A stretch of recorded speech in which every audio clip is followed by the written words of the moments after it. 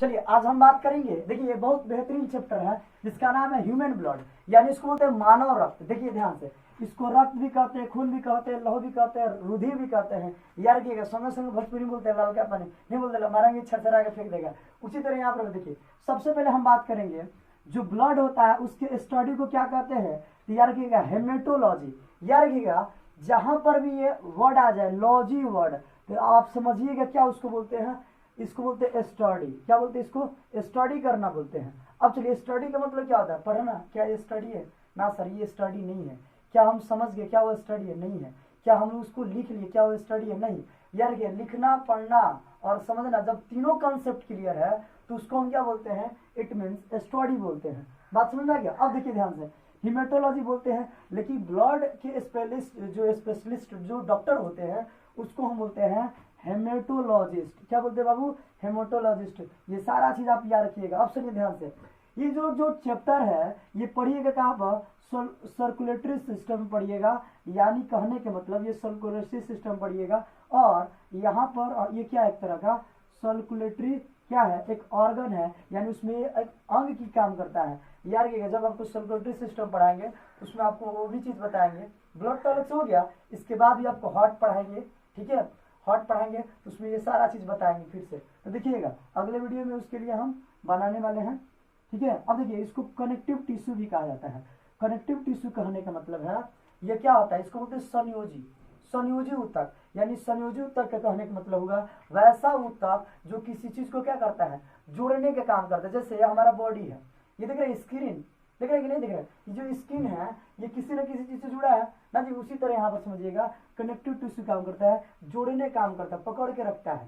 अब कैसे रखता है हम इसको आगे देखेंगे। अब देखिए ध्यान से, इसको बोलेंगे मेजोडर्मल ऑर्गन। यानी मेजोडर्मल ऑर्गन के कहने का मतलब होता है वैसा ऑर्गन जहाँ बहुत सारे चीज के क्या होता है, सैंडविच होता है जिसको पकड़ कर रखते हैं। जैसे हमारा मान लीजिए स्किन है, स्किन में देखिए 3 लेयर होता है, एक होता है इक्टोडर्मल, दूसरा का होता है मेजोडर्मल और तीसरा होता है एडोडर्मल। यानी जो हमारा ब्लड होगा ये मेजोडर्मल और इंडोडर्मल के ये बीच वाला पार्ट भी क्या रहेगा, ब्लड भाई साहब रहेगा। अब देखो यहाँ पर जब ब्लड रहता है ना तो ये होता क्या है, ध्यान समझिएगा, इसीलिए इसका वर्ड जो यहाँ पर आया है मेजोडर्मल हुआ है। अब देखिए ध्यान से, कभी कभी अक्सर आपने देखा होगा कि मान लीजिए हम कहीं जा रहे हैं, चाहे क्रिकेटर लोग को देखे होंगे, ड्राइव करता है तो उसका पैर क्या होता है, पूरा स्लिप करता है और पूरा बॉडी भी क्या होता है, ऐसे ऐसे स्लिप करता है। तो जब जाता है तो देखिए कहीं कहीं क्या होता है, छिला जाता है, हाथ तो छिला जाता है ना जी। देखिएगा छिलाता है ना तो पहले उजला कलर का व्हाइट पार्ट आता है,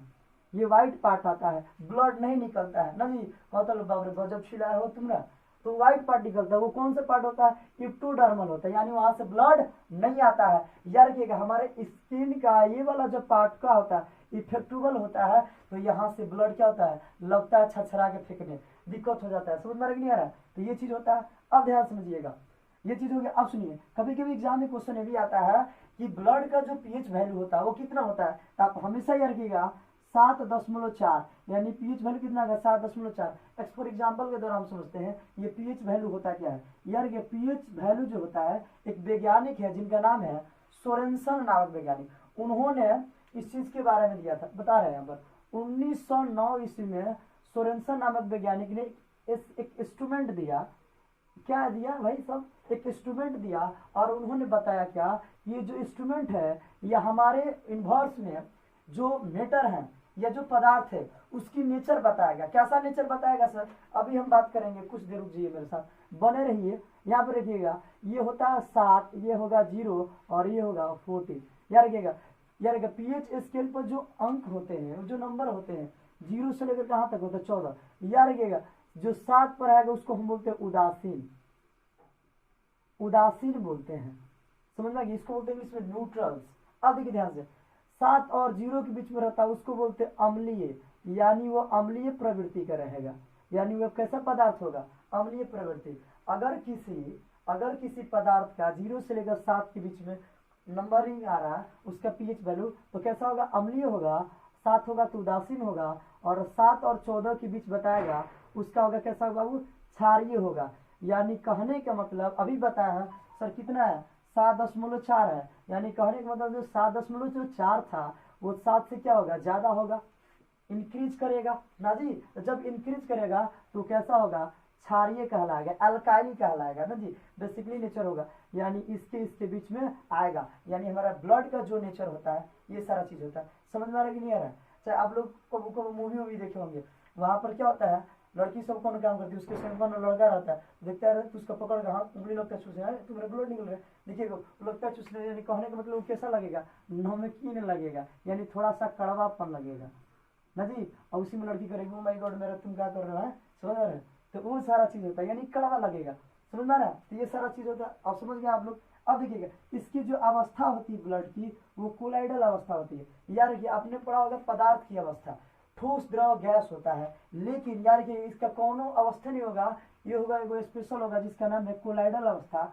कोलाइडल अवस्था कहने का मतलब हुआ, आपने स्पंज खाया है रसगुल्ला, देखिएगा दाबने पर देखिएगा उसका क्या दब जाता है, लेकिन छोड़िएगा तो छूट जाएगा, यानी कहने का मतलब दाबने पर क्या हुआ, दबा और छोड़ने पर अपने आकार में आ गया। उसी तरह ये भी होता है, कोलाइडल का नेचर होता है। तो ब्लड भी उसी तरह होता है, समझ में आ रहा है? ये कोलाइडल अवस्था होता है, ठोस द्रव गैस नहीं होगा, यार कि ये कैसा होगा, कोलाइडल अवस्था। बात समझ में आ गया? अब समझिए ध्यान से, कभी कभी अक्सर क्या होता है, ये जब आप क्या करते हैं, बायोटेक्नोलॉजी कीजिएगा, केमिस्ट्री बायोटेक्नोलॉजी कीजिएगा, तो वहाँ पर केमिस्ट्री का बहुत बड़ा योगदान होता है, वहाँ पर फिजिक्स का बहुत बड़ा योगदान होता है, बायोलॉजी का बहुत बड़ा योगदान होता है। तो आप फिजिक्स जब पढ़िएगा तो उसमें क्या होता है, कुछ ऐसे इंस्ट्रूमेंट मिलेंगे। ये इंस्ट्रूमेंट किसका देन है सर? फिजिक्स का देन है। जितना केमिकल है किसका देन है? केमिस्ट्री का देन है। लेकिन जितना ये जीव जंतु ये किसका देन है? ये किसका? बायोलॉजी का देन है। तो बायोलॉजी वाले लैब में बायोटेक्नोलॉजी कीजिएगा, वहाँ पर जो बायोटेक्नोलॉजी करते हैं उन लोगों को बहुत सारा मशीन दिया जाता है। तो वहाँ पर ब्लड को जो मेजर किया जाता है कि ब्लड में आरबीसी की मात्रा कितना है, प्लेटलेट्स की मात्रा कितना है ना जी, डब्ल्यूबीसी की मात्रा कितनी है, प्लाज्मा की मात्रा कितनी है, उसमें जल की मात्रा कितनी है, तो वो सारा चीज होता है। कुछ इस तरह का इंस्ट्रूमेंट आपको वहाँ पर देखने को मिलेगा। वहाँ पर ऐसे रहता है, खंडा खंडा ऐसा रहेगा, और यहाँ पर क्लॉकवाइज क्या होगा, घूमेगा, और उसमें ब्लड को डाला जाता है और ये घूमता है घटर के, जैसे आप लोग देखे होंगे मसाला पीसने के लिए मिक्सी आता है, उसी तरह एकदम ये भी क्या होता है, सेट रहता है। समझिएगा वहाँ पर, यहाँ पर आएगा आरबीसी, मान लीजिए यहाँ पर हो जाएगा डब्ल्यूबीसी, यहाँ पर हो जाएगा प्लेटलेट्स हो जाएगा ना जी, यहाँ पर क्या हो जाएगा, वाटर हो जाएगा ना जी, यहाँ पर क्या हो जाएगा, और सारा चीज हो जाएगा एक्सेट्रा।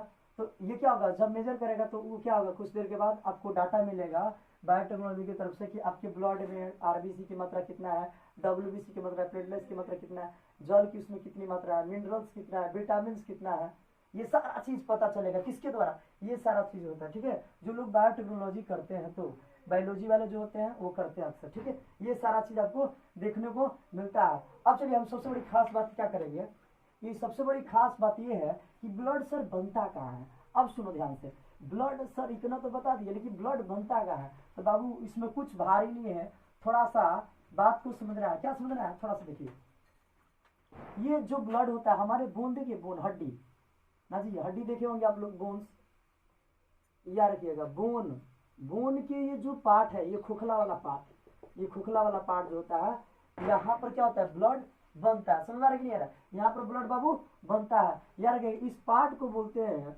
इस पार्ट को बोलते हैं इंग्लिश में बोन मैरो। क्या बोलते हैं बाबू? Bone marrow. इंग्लिश में समझ मारा नो, बोन मैरो। ये मत किया बोमा मारो, गाँव जाता बोलता है मार बोमा को मार, ऐसे बोलता है। उसी तरह यहाँ पर क्या बोन मैरो, इसको याद करने का ट्रिक क्या होगा, बोमा मारो ना जी। समझ आ रहा है? अब देखिए यहाँ पर सबसे बड़ी खास बात यहाँ पर बनेगा, आपने लेग पीस खाया होगा ना जी, तो जब लेग पीस खाते हैं तो उस बोन के अंदर देखिएगा, जब दांत से कुछ कच दे तो याद रखिएगा उसके अंदर लाल लाल रेड रेड क्या निकलेगा, पार्ट निकलता है ना जी। इसको रस्सी में लगा के उसको चूसता भी है, ठीक है। तो वो सारा चीज होता है। तो वही क्या है बाबू, आपका बोन में रहो। इसको हिंदी में बोलते हैं अस्थि मज्जा, इसको हिंदी में बोलते हैं अस्थि मज्जा, अस्थि मज्जा बोला जाता है। बात समझ में आ रहा है? याद रखिएगा, ये जो हड्डी होता है ऊपर से क्या होता है, मुलायम होता है, ऐसे मुलायम होता है, लेकिन बाहर से क्या होता है, ये अंदर से क्या होता है, मुलायम होता है, बाहर से क्या होता है, कठोर होता है। समझदार कि नहीं आ रहा है? तो ये कैल्शियम फास्फोरेट से मिलकर बना होता है। जब हम पढ़ाएंगे आपको क्या स्पेशल पढ़ाएंगे स्केलेटन, तो वहां पर पूरा डिटेल में हम जाएंगे उस चीज के बारे में, ठीक है। उम्मीद करता हूँ आपको ये बातें समझ में आ रहा होगा।